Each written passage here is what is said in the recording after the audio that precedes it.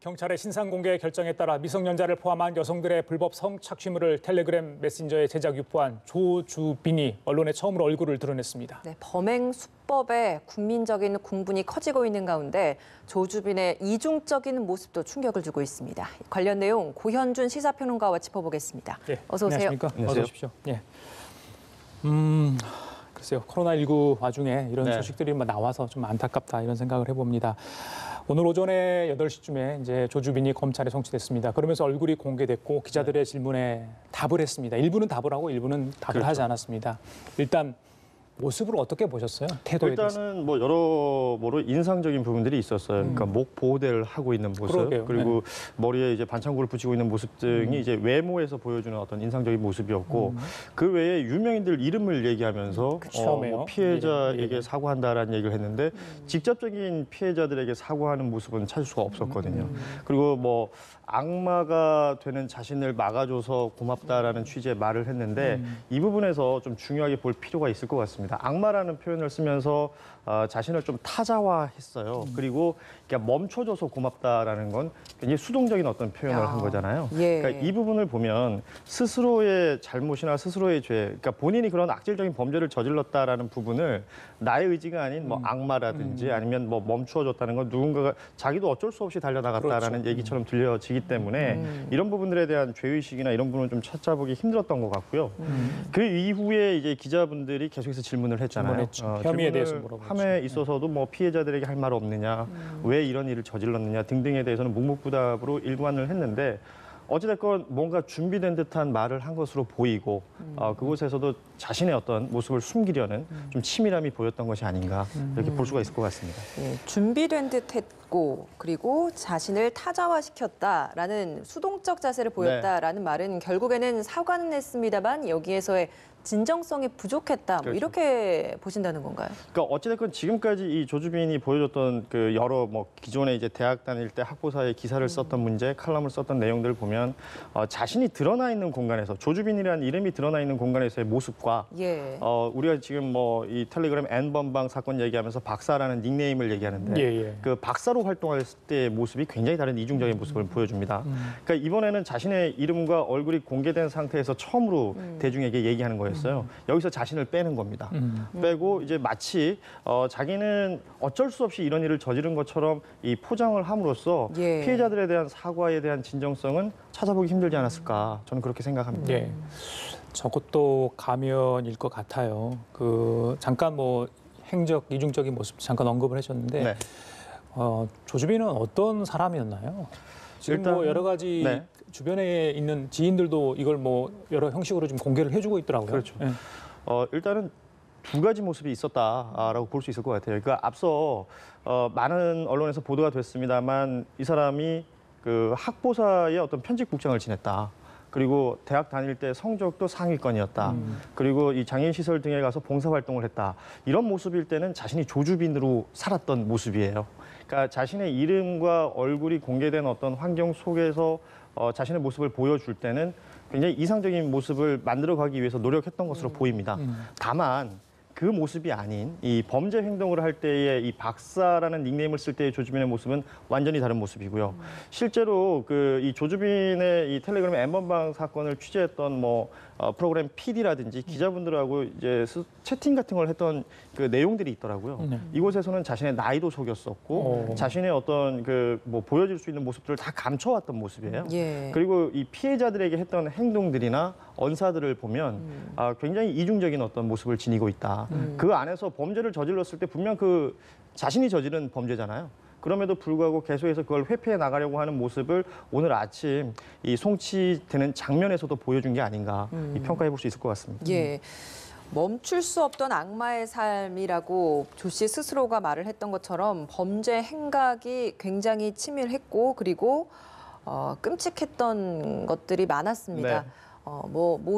그런 것들을 저희가 다 지금 여기서 언급할 수는 없겠습니다만 굉장히 주도 면밀했던 점은 있었던 것 같습니다. 어떤 부분이 있었습니까? 이게 어찌 보면 이 범죄 수법은 좀 세습되어 왔다라고 좀 봐야 될 것 같아요. 과거에 소라넷 사건 있었고요. 그 외에도 이제 각종 이런 비슷한 사건들이 있었는데 처벌이 제대로 이루어지지 않으면서 계속 이어져 왔다라고 보면 될 텐데 알려진 것처럼 이 텔레그램 N번방이라는 걸 처음 만든 사람, 닉네임 갓갓이라는 예, 예. 사람이 지금 알려져 있고 그 이후에 왓치맨이라는 사람이 또 이어왔었고 그 이후에 이 박사인데요. 이게 방법이나 수법을 보면 이렇습니다. 여성들에게 접근할 때 고액 아르바이트나 아니면 어떤 스폰이라든지 여러 가지 형태의 좀 금전적인 혜택이 있는 형태로 접근을 해요.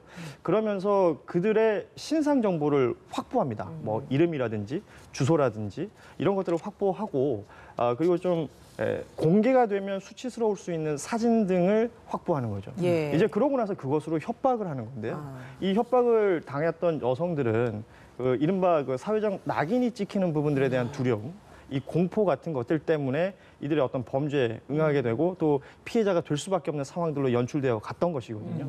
이게 굉장히 주도면밀한 거죠. 그렇죠. 자신이 범행을 하고 있다는 것을 인지해요. 그리고 자기가 나쁜 짓을 하고 있다는 것을 인지하면서도 피해자들이 어떻게 할 수 없을 것이다. 자신의 이 범행을 뭐 어디 가서 그 고소 고발을 한다든지 주변에 알린다든지 이럴 수 없을 것이다라는 것을 충분히 활용하는 모습들을 이번 사건에서 보여줬었거든요. 예. 굉장히 좀 악질적인 범죄라고 볼 수 있는 그러니까요. 것이죠. 수시로 또 방을 옮겨 다니고 공범도 적지 않게 있습니다. 지금 공범도 많이 드러나야 되는 상황인데 조직적으로 움직였고 심지어 뭐 야쿠자처럼 마약 조직처럼 그렇게 현금도 네. 주고받고 그런데 이제 그 현금이 물론 집에서도 1억 넘게 나왔지만은 뭐 여러 가지 다른 수법으로 돈도 네. 수익을 올리는 부분도 있지 않습니까? 그런 것도 좀 특이해요. 그렇습니다. 언론 보도상에 보면 이제 던지기 수법이라는 것이 나오는데 이게 주로 마약 범죄자들이 스스로가 마약 거래하는 현장을 들키지 않기 위해서 그렇죠. 제3자를 이용해서 마약을 뭐 배달한다든지 이럴 때 쓰는 그 범죄 은어인데요. 특정 예. 장소에 놓고 그걸 가져가요. 그렇죠. 그러니까 이번에는 이 범죄에서 이제 서로 대가를 주고받을 때 암호화폐, 가상화폐로 거래가 됐다고 그럽니다. 그렇다면 이것이 현찰로 바뀌었을 때 오고 가는 상황 속에서 누군가가 노출될 수 있고 범죄 조직원들 간에 이제 정보가 누출될 수 있으니까 이거를 제3자에게 던지기 수법을 통해서 내가 그 돈은 가져야 되겠는데 나의 모습은 노출시키고 싶지 않을 때 쓰는 범죄 행위거든요. 이럴 때 이 던지기 수법을 쓰는 것인데 이번에도 범죄 수익금을 던지기 수법을 통해서 얻었다는 것이고 이 계좌에서 이 가상화폐로 32억 정도의 흔적이 발견이 됐다 그러고요. 실제 이 집에서도 1억이 넘는 돈이 발견이 됐다 그러지 않습니까? 이 범죄 수익금이 얼마나 큰지도 우리가 이번에 또 한번 또 놀라게 되는 상황인 것이죠. 예. 피해 여성, 지금 경찰이 발견한 피해 여성만 해도 74명인데 네. 이보다 더 많을 수 있다라고 합니다. 이분들에 대한 뭐 정신적 그리고 신체적 피해가 굉장히 좀 클 것 같은데 이 부분 좀 어떻게 해야 될지 모르겠습니다. 그렇습니다. 이게 저도 가장 크게 걱정되는 것이 예. 방송에 나와서 이 사건에 대해서 언급을 하는 것이 그렇죠. 실제 피해자들에게 2차 가해로 이어지지는 않아야겠다라는 예. 생각을 계속 하고 있고 민원련에서도 이 부분에 대해서는 이제 뭐 어떤 원칙을 맞습니다. 정해서 예. 방송을 하자라는 얘기도 예. 하고 있는데요. 어찌 됐든 앞서도 말씀드렸지만 이 피해자들이 피해를 입을 수밖에 없었던 것이 자신의 어떤 모습이 그러니까 자신이 원치 않는 모습이 노출되는 것에 대한 두려움이었어요.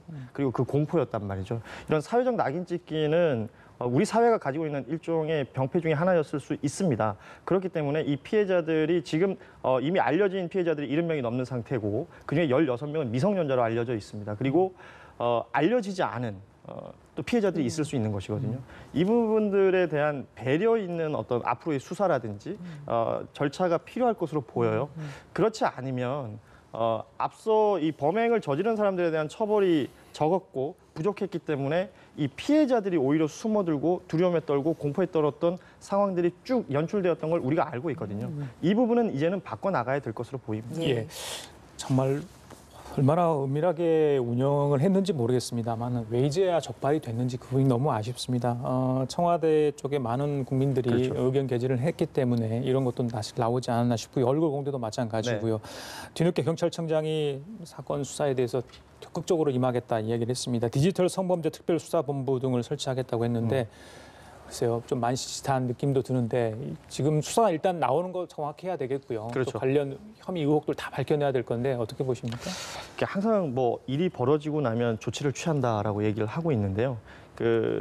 이 관련된 사회 활동을 많이 했던 활동가들의 표현을 좀 빌리면 예. 계속 이런 상황들은 있었다는 거예요. 어떤 사건이 벌어지고 나면 기구를 꾸리겠다. 법을 뭐 다시 만들겠다, 개정하겠다 등등의 얘기는 계속 해왔다는 것이죠. 이게 현실적으로 제대로 적용이 되느냐, 그리고 이 제대로 된 수사가 진행이 되고 그러면 어떤 피의자나 이 범죄를 저지른 사람들을 그러니까 적발해냈을 때 그들에 대해서 제대로 된 그 처벌이 이루어지느냐 이 부분들이 중요할 텐데 이번 건 같은 경우는 좀 눈여겨볼 필요가 있는 것이 예. 청와대 국민청원에 참여했던 이 국민들의 이 공분, 이 분노가 분명히 있었고요. 문재인 대통령도 그런 얘기를 했었죠. 이 국민들의 정상적인 분노에 공감한다라고 얘기를 했습니다. 이거는 그 가해자가 있고 이 피해자가 있는 범죄이기 때문에 이 가해자에 대한 처벌 제대로 이루어져야 된다는 것이고 그 앞서서 이루어져야 될 것은 수사가 제대로 이루어져야겠죠. 예를 들어서 뭐 그러니까 조직이 이렇게 큰데 그 가장자리 일부분만 건드리고 끝나는 형태로 마무리가 된다면 예. 이 범죄는 계속해서 퍼져나갈 수밖에 없는 거거든요. 그리고 또 무엇보다 이 디지털 성범죄라는 게 어찌 보면 새로운 신종 수법이고 신종 범죄다 보니까 뭐 사법부라든지 아니면 수사 당국이라든지 여기에 대한 이해도가 부족해서 예. 혹은 이것에 대한 뭐랄까요 더 많은 기술들이 있는데 몰라서 제대로 수사는 못하는 것이라면 이번에 말씀하신 대로 특별수사본부도 만들고 기구도 만들고 여기에 대한 공부도 필요할 것 같고요. 그러면 제대로 된 수사해서 처벌까지 이어질 수 있는 좀 합리적인 체계를 만들어야 될 것으로 보입니다. 예, 현재 지금 이 디지털 성범죄와 관련된 양형 기준도 명확하게 정립이 되어 있지 않고 법안도 계속 계류 중이라는 이야기만 들리고 있습니다. 지금 이 사건을 계기로 이런 부분에 있어서도 또 구체적인 뭔가 새로운 재정립이 필요할 것 네. 같거든요. 답답한 노릇입니다. 저는 이 부분 보면서 가장 답답한 게 그런 거예요. 디지털 성범죄라는 표현을 우리가 지금 쓰고 있는데요. 인터넷이 이 나라에 보급된 게 언제고 그때부터 이런 비슷한 범죄들은 있어 왔거든요. 그런데 지금 그 20년이 넘는 세월 동안 어찌 보면 큰 변화 없었던 겁니다. 특히나 그 앞서 양형 기준이라는 표현을 쓰셨는데요. 사법부에서 어떤 범죄에 대해서 처벌을 할 때 양형을 할 때 그 기준이라는 것을 그들의 토론과 그들의 설문을 통해서 만들어내요. 이 디지털 성범죄가 계속해서 생기니까 이 판사들끼리 설문을 했다는 겁니다. 그렇다면 이런 범죄에 어느 정도 양형이 적합하겠느냐라는 설문 보기에서 최고형이 3년이었다는 거예요. 그렇다면 어떻게 인지하고 있는지가 좀 이해가 되는 부분이잖아요. 예. 그리고 국회에서도 이 관련된 법안이 건건이 있을 때마다 우리 법을 만들겠다, 법을 바꾸겠다라고 그러니까요. 얘기하는데 이번에 이 디지털 성범죄 관련된 그 법안이 법사위 소위에서 논의됐던 과정에 대한 속기록이 공개가 됐죠. 네. 여야 할 것 없이 간사들 간에 주고받았던 대화가 굉장히 좀 어이없는 정도의 수준이에요. 뭐 이럴 수도 있는 것 아니냐. 뭐 요즘 그런 일 많다라는 식의 어떤 대화가 오갔고 그 결과 이 디지털 성범죄에 있어서 가장 중요한 거는 국제 공조라는 수사 기법이 있는데 이런 부분들이 법적인 근거를 마련할 수 있는 초안이 있었음에도 다 빠졌습니다. 여러 가지 법이 합쳐지면서 정말 필요한 어떤 내용들이 빠지고 어쩌면 두루뭉술한 법이 또 하나 만들어진 거거든요. 그러면 이번에 이 조주빈 같은 경우에 검거가 됐고 처벌을 받아야 될 텐데 지금 만들어진 법이 아직 시행이 안 됐단 말이죠. 그럼 이 법으로 이 사람을 처벌할 수 있을까? 이런 우려가 생기는 거죠. 그러니까 제대로 된 처벌이 가능할까? 예. 이거는 진짜 좀 반성해야 될 부분이고 예. 제대로 우리 사회가 이 부분에 대해서는 더 관심을 가져야 될 것으로 예. 보입니다. 피의자 이름을 강력한 처벌을 담기 위해서 그 이름을 해서 법률도 만들고 또 피해자 이름을 따서 만들지만 국회에 막상 가면 하세월이 걸리고 국민들은 울 수밖에 없고 그런 상황이 너무 안타깝습니다. 경찰과 청와대 강력한 수사 의지를 밝히긴 했는데 말씀해 주신 것처럼 정말 제대로 수사가 될지 네. 아마 가장 관심사는 물론 공범 또 주범 다 처벌을 해야 되겠죠. 유포자는 또 처벌을 해야 되고 네. 조회, 그러니까 본 사람, 회원들은 과연 그럼 어떻게 처벌할 수 있느냐. 그 숫자가 굉장히 많다. 네. 그 직업, 신분 다 노출될 수 있는지 많은 부분들이 좀 아직까지는 저희들이 그러니까 안개 속에 좀 가여 있는 것 같아요. 네. 일단은 이 텔레그램이라는 그 메신저 플랫폼의 특징이 익명성을 보장하는 것이고 예. 보안이 강하다라는 부분 앞서 우리가 어떤 여러 사례들을 통해서 알 수 있었어요. 예. 그러다 보니까 이 플랫폼에 대해서 뭐 이들의 뭐 본사가 어디 있는지도 모른다, 관련된 정보가 크게 없다 이런 얘기들을 하는데 좋아요. 그 부분은 국제적 공조와 또 이 새로운 어떤 접근이 필요한 부분이라고 본다면 지금 이 텔레그램 N번방, 박사방에서 벌어졌던 상황들은 지금 현재 있는 법으로도 처분할 수 있는 부분이 분명히 있다. 사실관계를 확인하는 데 있어서는 이 플랫폼의 도움이 필요하겠지만 만약에 그렇지 않다 하더라도 지금까지 알려진 것만으로도 충분히 처벌할 수 있다는 부분을 좀 짚고 싶고요. 왜냐하면 이 성착취라는 것은 성범죄입니다. 과거에 뭐 야동, 음란물 이런 표현들 썼었는데 그것과는 다른 거예요. 성착취, 착취라는 것 자체가 범죄라는 얘기잖아요. 이 범죄에 해당하는 형법상의 처벌이 분명히 있을 수 있습니다. 그리고 아동, 청소년 등에 대한 이 성폭력 특별법은 아시는 것처럼 이게 법정형 자체는 세요. 센데 적용을 그렇게 하고 있지 않은 부분인데 이런 부분들 제대로 적용하면 될 것으로 보이고요. 이번에 그 법무부에서도 이런 내용을 밝혔습니다. 이제 범죄 단체 조직에 대해서도 처벌할 수 있는 근거가 있다라는 얘기를 했어요. 그건 뭐냐면 범죄를 저지른 사람이 범죄 수익이라는 게 만들어지잖아요. 그렇죠. 그 범죄 수익이 만들어질 때 그러면 그 범죄물을 누군가 구입을 했다는 얘기입니다. 예. 이거 다르게 얘기하면요. 좀 쉽게 얘기하면 작물 샀다는 얘기예요.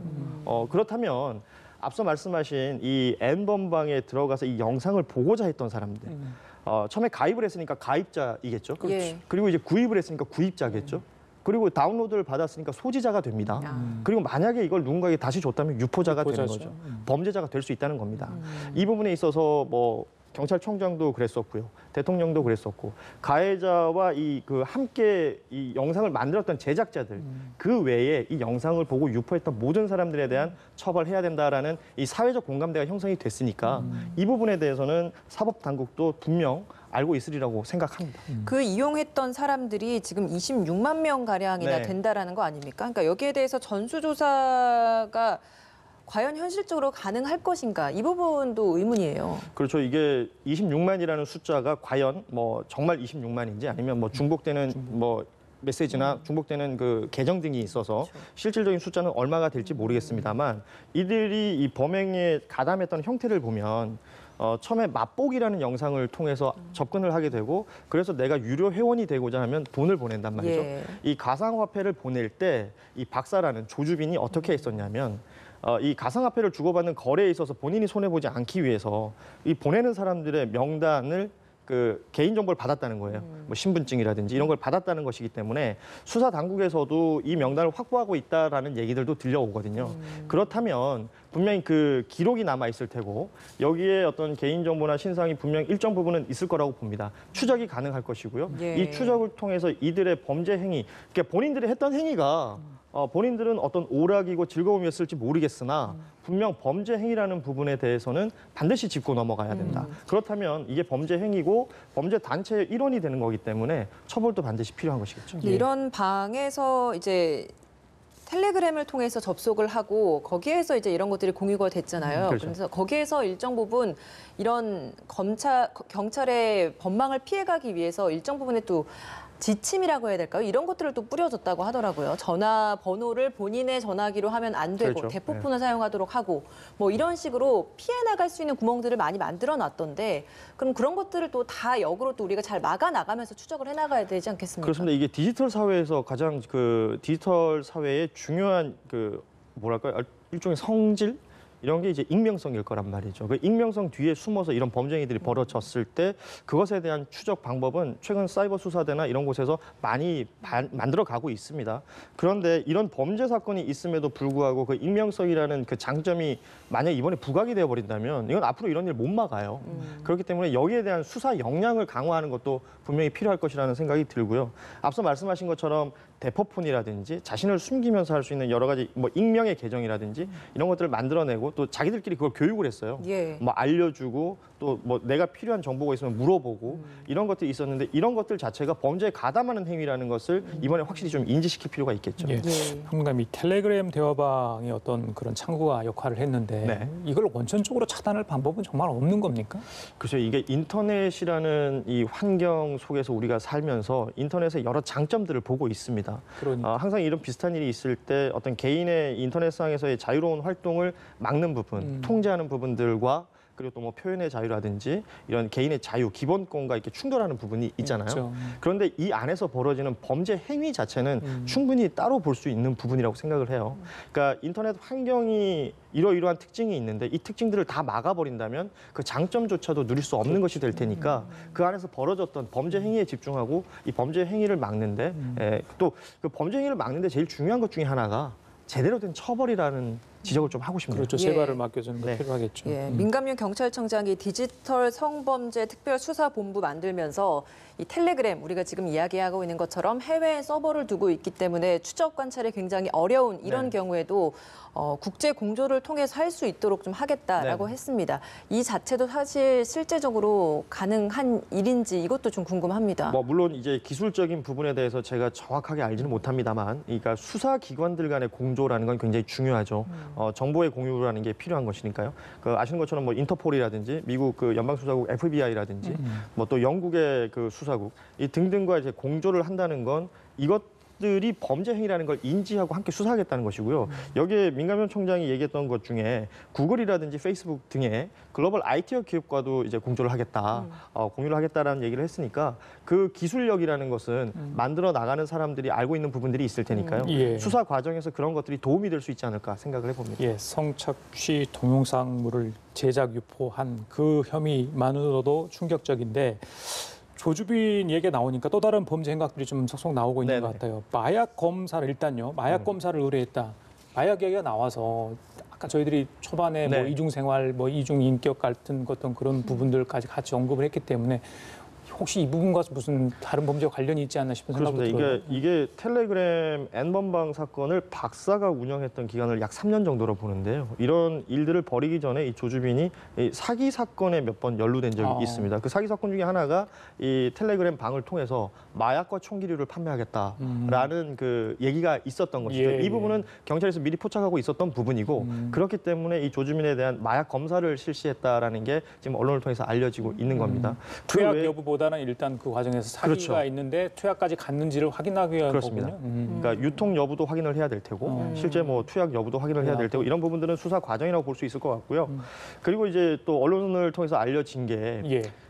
이 박사방을 운영함에 있어서 운영진 중에 한 명이었던 공익 요원이 어떤 한 여성을 상습 협박을 해왔었는데 이 여성 때문에 본인이 이제 처벌을 받게 된 것이죠. 그 앙심을 품고 이 여인을 좀 해달라라고 했을 때 조주빈에게 접근을 했고 조주빈은 그 여인의 아이가 다니는 어린이집의 위치 등을 확보하는 등 예. 그 살해를 하기 위한 어떤 그 범행을 공모했다라는 내용들도 지금 알려지고 있거든요. 물론 이 범죄는 실행이 되지 않았습니다만 이런 시도와 이런 대화를 주고 받았던 사람들이라는 것이죠.